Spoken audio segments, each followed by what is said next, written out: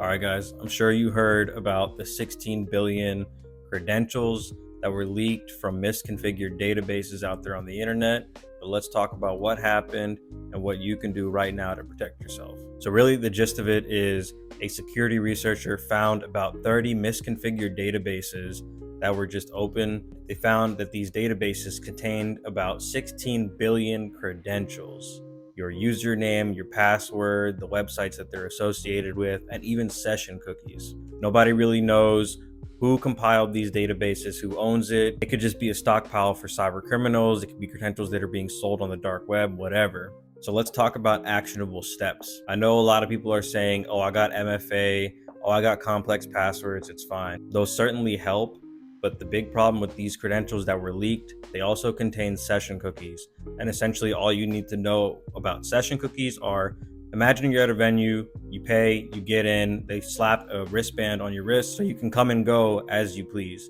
That's essentially what a session cookie is. When you log into a website or log into some kind of application, it remembers you did the MFA, it won't ask you again, you can just get straight into the application or the website. This leak contained those session cookies, so theoretically, if a malicious actor got a hold of those session cookies, they wouldn't have to get through your MFA. They can just log in straight into your account. So what you really should be doing is having those complex passwords, changing them, making sure that you got MFA enabled. So using an authenticator app, the one-time passcodes, codes that get sent to your email after you enter a password. Set that stuff up, but let's talk about passkeys. Passkeys are the future of authentication, getting into applications. Major providers like Microsoft, Google, Facebook, they've already started rolling out passkeys. Essentially, it's a key that gets stored on your device. And when you try to log into an application, the device asks for a Face ID or a fingerprint.